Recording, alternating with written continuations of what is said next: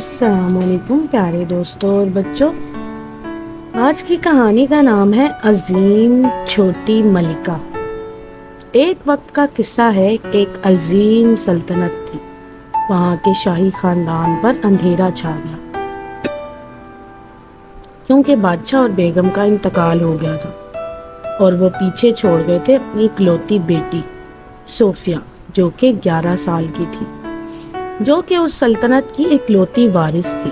سلطنت بہت ہی مایوس، غمگین اور نا امیدی کے دور سے گزر رہی تھی کہ اس کا مستقبل کیا ہوگا۔ وزیر اعظم زردان ان سب کے بارے میں جانتا تھا۔ اس نے بولا کہ ہم چھوٹی بچی کی تاج پوشی کریں گے۔ اگر کوئی سلطنت سے سوال کرے گا تو میں انہیں بتا دوں گا کہ میں اس کی بھلائی کے لیے اس کے تابع رہوں گا۔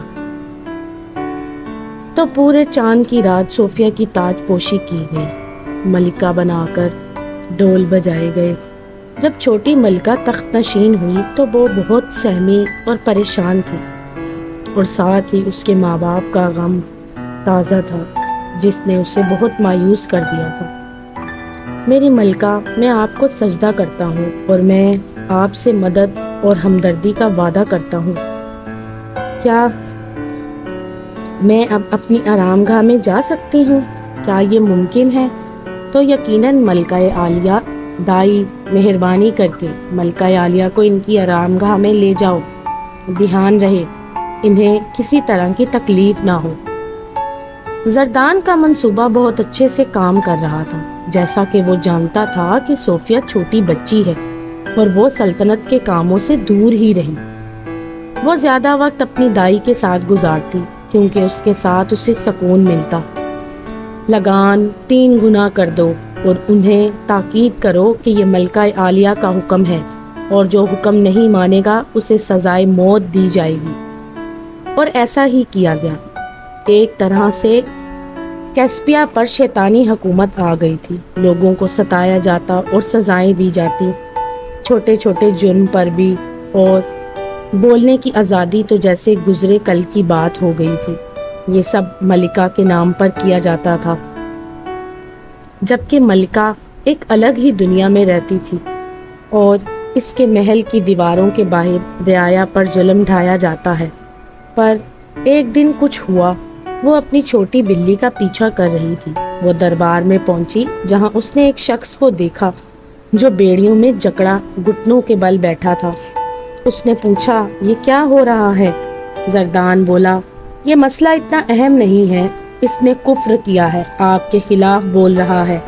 ملکہ بولی، میں نے ایسا کیا کیا ہے جو آپ میرے بارے میں ایسا بول رہے ہیں؟ اس شخص نے بولا، کیا آپ دیکھ نہیں سکتی میری حالت کیا ہے؟ میری بیوی اور بیٹی بھوکی ہیں کیونکہ میں ان کو کھانا مہیا نہیں کر سکتا، کیونکہ میں جتنا بھی کماتا ہوں وہ لگان میں چلا جاتا ہے۔ زردان، تم آزاد ہو۔ فلپس، زردان، تم اس کا خیال رکھو، اسے اپنے گھر کے لیے پورا رسد ملے۔ سنا تم نے؟ میں چاہتی ہوں کہ ایسا ہو۔ زردان نے اس کو دربار سے جاتے ہوئے دیکھا تو وہ سوچ میں پڑ گیا۔ یہ لگاتار کی بات کر رہا تھا۔ کچھ نہیں ملکہ عالیہ، لگان تو عام ہوتا ہے جو ہر شہری کو دینا ہوتا ہے۔ صوفیہ نے سر ہلایا اور دربار سے باہر چلی گئی۔ اس شام زردان گھوڑے پر بیٹھ کے سلطنت سے رخصت ہو گیا بنا کسی کو اطلاع کیے۔ اس دوران صوفیہ کے سامنے فلپس کا وہ غمزدہ چہرہ ہی آ رہا تھا، وہ زنجیریں جس میں وہ بندھا ہوا تھا۔ وہ بہت غمگین ہو گئی۔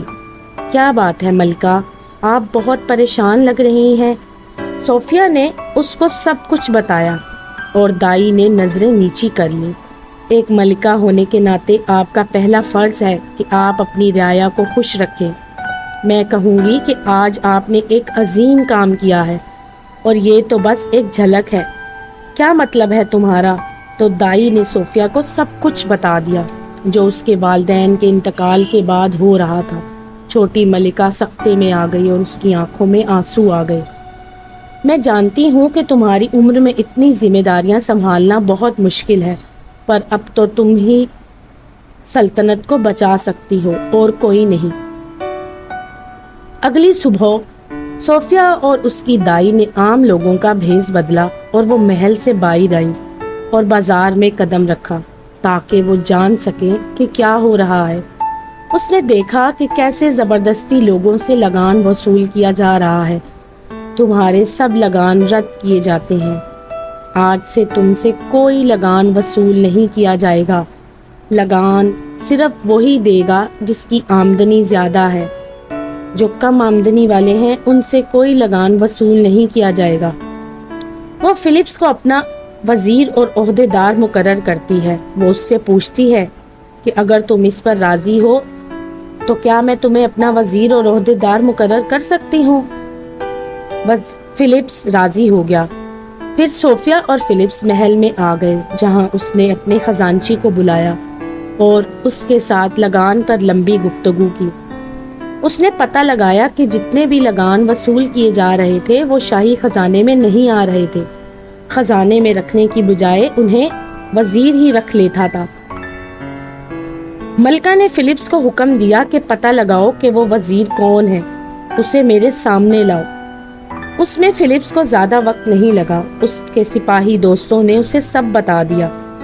سبھی بے ایمان وزیروں کو شہر کے چوراہے پر لایا گیا تاکہ انہیں شرمسار کیا جائے اور انہیں سلطنت سے جلا وطن کر دیا گیا۔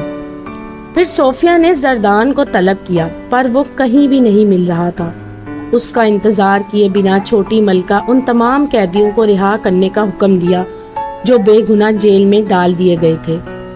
اگلے آنے والے کچھ دنوں میں صوفیہ نے سلطنت کے قاعدے اور قانون میں بہت کچھ بدل دیا اور اس کی بہت واہ واہ ہوئی۔ چھوٹی عظیم ملکہ کے نام سے اس نے وہ کر دکھایا جو بڑے بڑے وزراء نہیں کر سکتے۔ اس کی سلطنت میں ہر کوئی خوشحال اور خوش تھا۔ تو دوستو، اگر آپ کو میری یہ کہانی پسند آئی تو میرے چینل کو لائک اور سبسکرائب ضرور کیجیے گا۔